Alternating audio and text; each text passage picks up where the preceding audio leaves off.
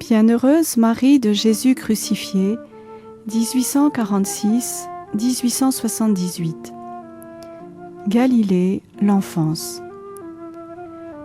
Mariam Bawardi, née le 5 janvier 1846 à Ibilin, petit village de Galilée entre Nazareth et Haïfa, dans une famille de rite gréco-catholique. Ses parents ne parvenaient pas à mettre au monde d'enfants qui survivent. L'un après l'autre, 12 garçons étaient morts tout petits. Dans leur profonde douleur et confiance en Dieu, ils avaient alors décidé de faire le pèlerinage à Bethléem pour aller prier à la crèche et demander la grâce d'une fille. C'est ainsi que Mariam était venue au jour, puis un frère, Boulos, l'année suivante. Mais Mariam n'a pas encore 3 ans lorsque son père meurt en la confiant à Saint Joseph, puis sa mère quelques jours plus tard. Boulos est alors adopté par une tante et Mariam par un oncle de condition aisée. De ses années d'enfance en Galilée, il lui restera tout à la fois l'émerveillement devant la beauté de la création, la lumière, les paysages, où tout lui parle de Dieu, et le sentiment très fort que tout passe. Une expérience d'enfant est décisive pour sa vie à venir. Elle entreprend de laver 2 petits oiseaux et le fait avec tant d'énergie que, n'y résistant pas, il meurt entre ses mains. Toute triste, elle entend alors intérieurement cette parole.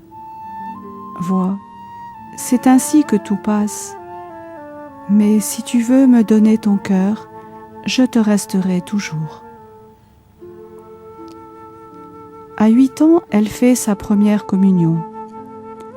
Peu après, son oncle part pour Alexandrie avec toute la famille. En Égypte, Alexandrie est le martyr. Mariam a 12 ans quand elle apprend que son oncle veut la marier. Décidée à se donner tout entière au Seigneur, elle refuse. Tentative de persuasion, menaces, humiliations et mauvais traitements ne peuvent entamer sa résolution. Au bout de 3 mois, elle va trouver un ancien serviteur de la maison pour envoyer une lettre à son frère resté en Galilée afin qu'il vienne l'aider. Entendant le récit de ses souffrances, le serviteur, qui est musulman, l'exhorte à quitter les chrétiens et à embrasser sa religion. Mariam refuse.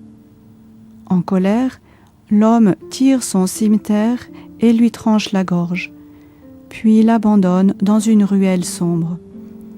C'était le 8 septembre.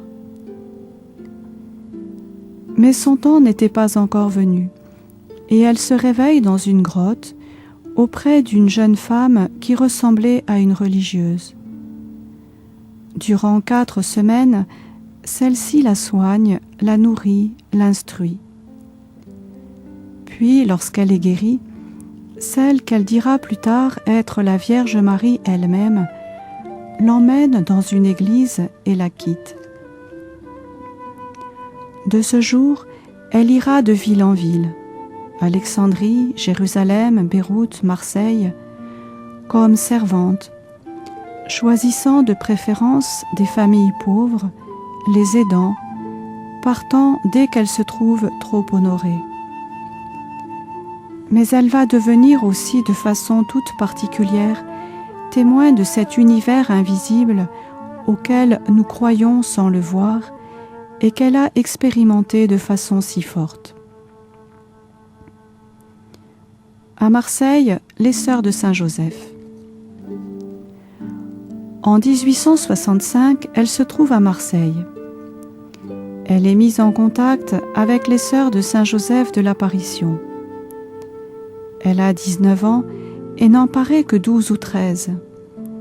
Elle parle mal le français, de petite santé, mais elle est accueillie au noviciat, et sa joie est grande de pouvoir ainsi se donner au Seigneur. Toujours prête pour les travaux les plus fatigants, elle passe la plus grande partie de son temps à la lessive ou à la cuisine. Mais chaque semaine, elle revit la passion de Jésus. Elle reçoit les stigmates que dans sa simplicité elle croit être une maladie. Et toutes sortes de grâces extraordinaires commencent à se manifester. Certaines sœurs en sont bien déconcertées, et au bout de 2 ans de noviciat, elle n'est pas admise à s'engager dans la congrégation. C'est alors qu'un concours de circonstances l'oriente vers le Carmel de Pau. Le Carmel de Pau. Elle y est reçue en juin 1867 et y trouvera toujours amour et compréhension au milieu de toutes les épreuves qu'elle aura à traverser. Pour le moment, la voici de nouveau au noviciat, où elle reçoit le nom de Sœur Marie de Jésus crucifié.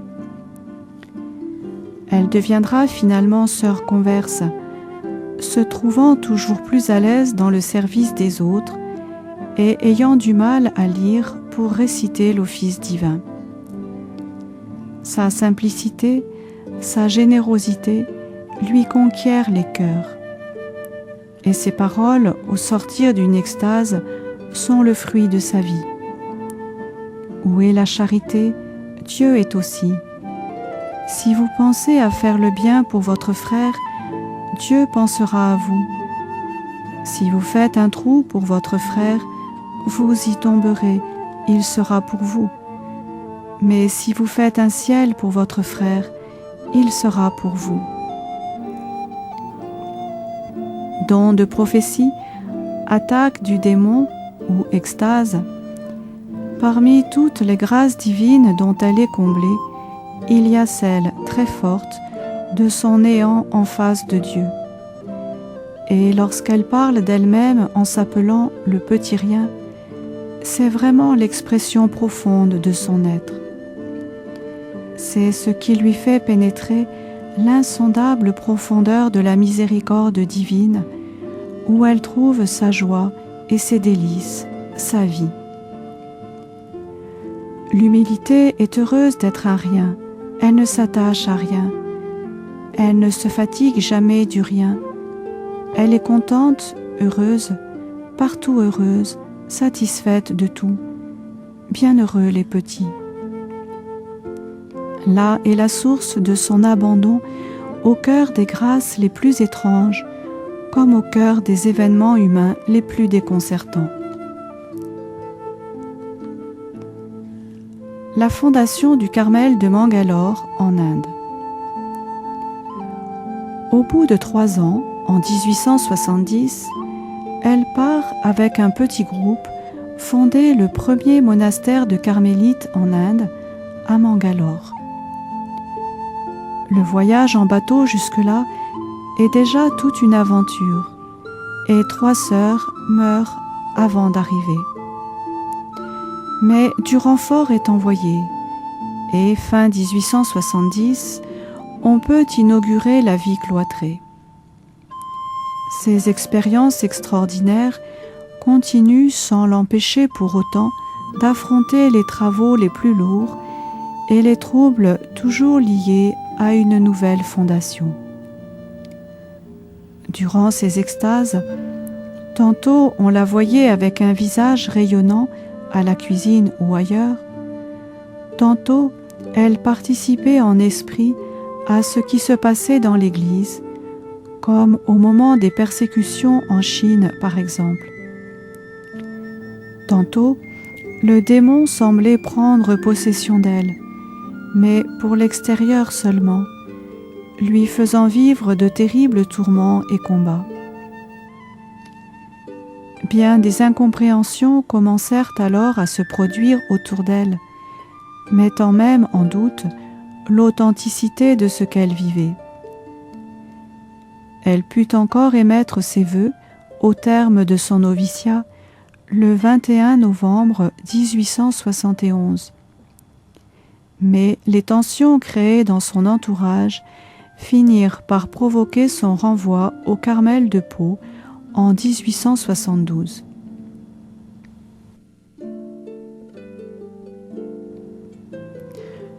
Retour à Pau.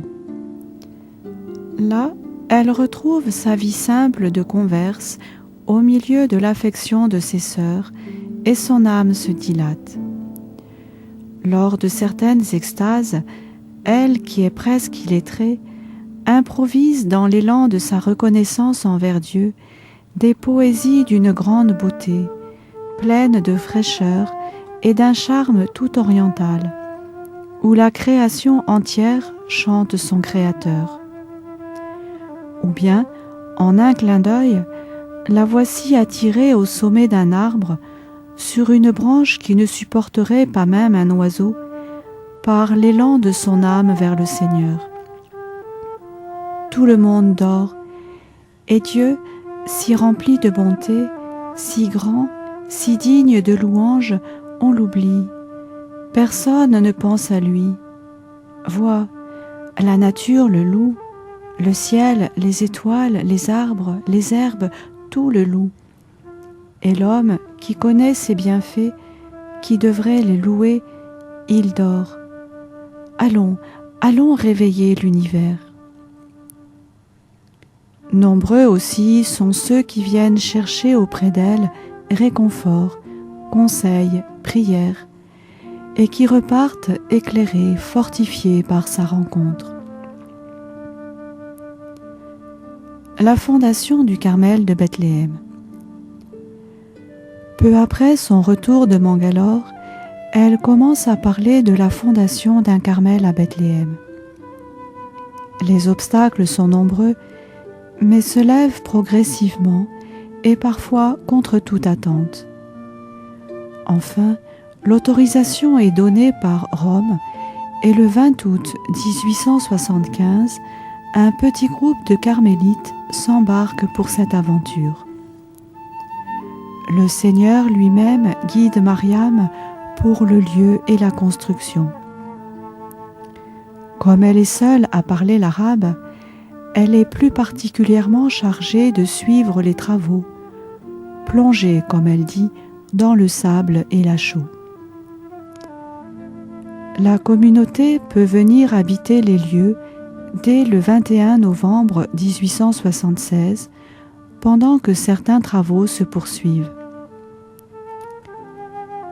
Elle se préoccupe aussi de la fondation d'un Carmel à Nazareth et s'y rend pour l'acquisition d'un terrain en août 1878.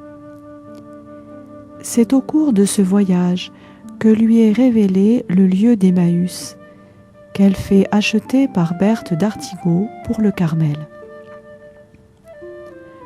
De retour à Bethléem, elle reprend la surveillance des travaux sous une chaleur étouffante. En portant à boire aux ouvriers, elle tombe dans un escalier et se brise un bras. La gangrène va s'y mettre très rapidement et elle meurt en quelques jours, le 26 août 1878, à 32 ans. Elle a été béatifiée par Jean-Paul II le 13 novembre 1983. Mariam et l'Esprit Saint. Mariam nous ouvre à ce monde invisible, si proche de nous, et qui est toute miséricorde. Elle nous apprend par là à miser toute notre vie sur ce qui ne passe pas, ce qui seul a du poids, Dieu seul. La lutte contre toutes les forces du mal est loin d'être achevée aujourd'hui. Mariam, qui est appelée par certains patronne de la paix pour la Terre Sainte, est pour nous un encouragement à nous laisser transfigurer par le Seigneur pour devenir nous-mêmes artisans de cette transfiguration du monde par la grâce de Dieu. Témoin d'un monde déjà transfiguré, elle nous renvoie à ce premier jour de la création où le ciel et la terre n'étaient pas encore séparés, mais seulement la lumière et les ténèbres. Ce jour 1, reflet de l'unité divine, où tout resplendit de cette unité. Et justement, Mariam a été particulièrement attirée par l'Esprit Saint, cet esprit qui planait sur les eaux au début de la création. C'est lui qu'elle nous livre comme en héritage, car lorsqu'il vient prendre la place de notre moi égoïste, il transfigure toute chose, crée du nouveau. Adressez-vous à l'Esprit Saint qui inspire tout. Le moi est ce qui perd le monde. Ceux qui ont le moi portent la tristesse, l'angoisse avec eux. On ne peut pas avoir Dieu et le monde ensemble. Celui qui n'a pas le moi a toutes les vertus et la paix et la joie. Mais avec l'Esprit Saint, même une goutte seulement, tout devient possible. Source de paix, lumière, venez m'éclairer. Je suis ignorante, venez m'instruire. Les disciples étaient très ignorants.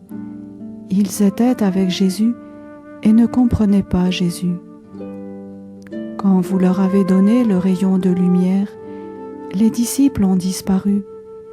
Ils n'étaient plus ce qu'ils étaient auparavant. Leur force a été renouvelée. Esprit Saint, je m'abandonne à vous. Voici encore sa célèbre prière. Esprit Saint, inspirez-moi. Amour de Dieu, consumez-moi. Au vrai chemin, conduisez-moi. Marie, ma mère, regardez-moi. Avec Jésus, bénissez-moi. De tout mal, de toute illusion, de tout danger, préservez-moi.